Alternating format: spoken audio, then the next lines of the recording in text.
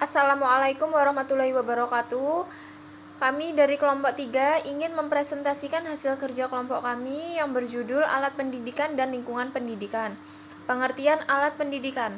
Alat pendidikan berperan penting dalam proses belajar mengajar untuk mewujudkan tujuan pendidikan yang sesuai dengan harapan. Peran alat pendidikan perlu dikembangkan secara optimal agar menunjang kelancaran proses pendidikan. Macam-macam alat pendidikan. Alat pendidikan terdiri dari dua jenis, yakni yang bersifat non-material, perbuatan atau tindakan, dan yang bersifat material atau kebendaan. Jenis-jenis pendidikan non-material. A. Pembiasaan, B. Suruhan, C. Larangan, D. Menganjurkan, E. Mengajak, F. Memberi contoh, G. Memuji, H. Menghukum. Jenis alat pendidikan material yaitu lahan atau tanah, bangunan atau gedung, perabotan dan perlengkapan. Selanjutnya B. Tindakan pendidikan. Kasih sayang dan kelembutan. Kasih sayang juga untuk menyelamatkan anak-anak dari sifat kerdil. Anak-anak yang kurang atau tidak mendapatkan kasih sayang dari orang tuanya akan tumbuh sebagai anak yang menjadi terkucilkan. Anak tersebut akan membenci orang tua, orang lain, dan kemungkinan besar akan menjadi anak-anak yang suka melakukan hal-hal yang berbahaya. Dalam proses pendidikan di sekolah, yaitu peran orang tua digantikan oleh pendidik. Pola hubungan mendidik perlu dilandasi oleh kasih sayang dari pendidik kepala peserta didik agar terjalin ikatan perasaan yang terdapat mendukung tercapainya tujuan pendidik. Yang mana ciri-ciri guru yang humoris yang telah diungkapkan oleh Patterson adalah ketulusan, penghargaan terhadap siswa sebagai suatu pribadi, pembahasan secara empatik terhadap siswa. Selanjutnya, tingkatan penguatan dalam pendidikan. Penguatan adalah segala bentuk respon, apakah bersifat verbal atau non-verbal, yang merupakan bagian dari modifikasi tingkat laku guru terhadap tingkah laku siswa, yang bertujuan untuk memberikan informasi atau umpan balik bagi si penerima atau siswa atas perbuatan sebagai suatu tindak dorongan atau koreksi. Penguatan mempunyai pengaruh berupa sikap positif terhadap proses belajar siswa baik melalui kata-kata maupun non-verbal seperti yang isyarat-isyarat tertentu. Secara langsung maupun tidak langsung akan mempengaruhi terhadap kepercayaan diri siswa. Adapun tujuan dari penguatan dalam pembelajaran antara lain adalah meningkatkan perhatian siswa, membangkitkan dan memelihara motivasi belajar siswa, serta memudahkan belajar siswa. Selanjutnya adalah tindakan tegas yang mendidik. Tindakan tegas yang mendidik adalah upaya guru untuk merubah tingkah laku anak didik yang kurang dikehendaki melalui penyadaran anak didik atas kekeliruannya, dengan tetap menjunjung kemanusiaan anak didik serta tetap menjaga hubungan baik antara peserta didik dan guru.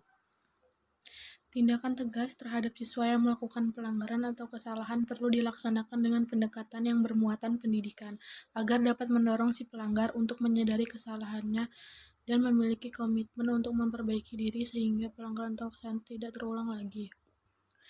Penggunaan tindakan tegas yang mendidik terhadap siswa akan tetap menyuburkan kasih sayang, dapat menyadarkan siswa akan kesalahannya, mengembangkan hubungan yang harmonis dengan siswa, dan mampu membentuk budi pekerti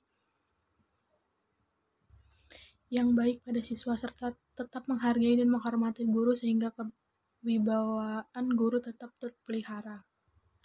Pengarahan dan keteladanan. Pengertian uswatun hasanah secara terminologi kata al-uswah berarti orang yang ditiru. Bentuk jamaknya adalah usan. Sedangkan husanah berarti baik. Dengan demikian uswatun hasanah adalah contoh yang baik.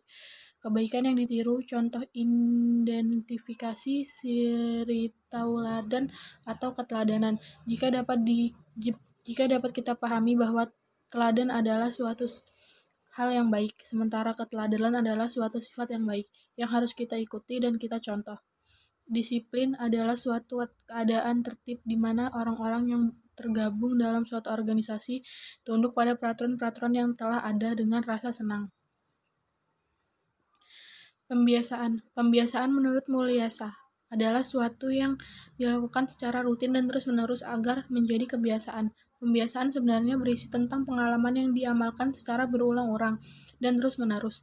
Penanaman karakter harus dibiasakan dan diamalkan secara berulang-ulang agar menjadi kebiasaan berbentuk karakter sesuai yang diinginkan.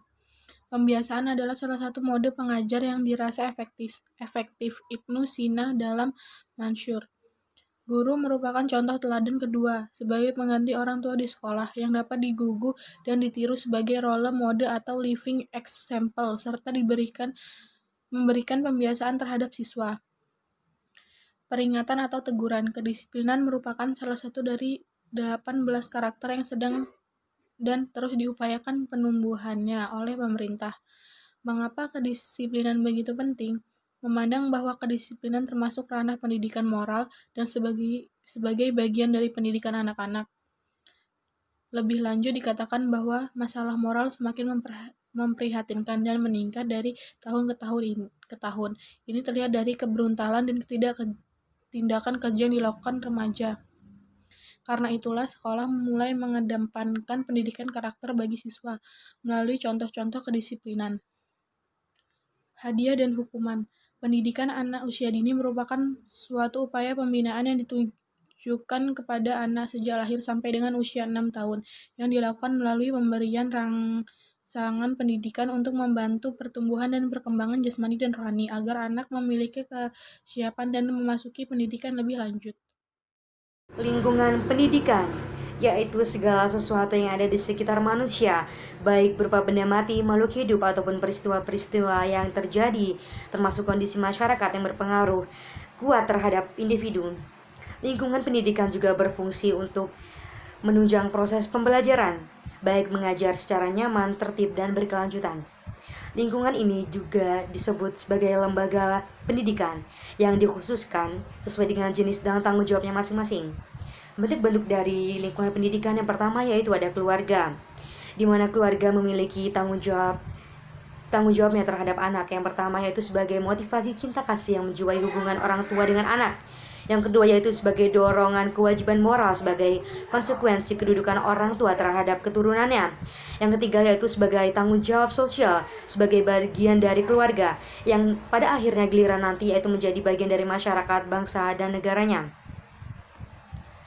Yang kedua yaitu ada lingkungan sekolah, di mana lingkungan sekolah yaitu berfungsi sebagai pusat pendidikan formal, terlihat pada tujuan institusional, yaitu tujuannya kelembagaan pada masing-masing jenis dan tingkatan sekolah.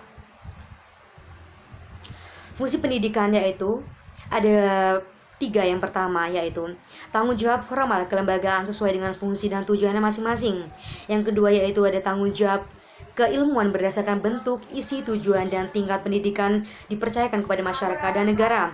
Yang ketiga yaitu ada tanggung jawab fungsional, yaitu kewajiban mengelola dan pelaksanaan pendidikan yang menerima ketetapan ini berdasarkan ketentuan-ketentuannya.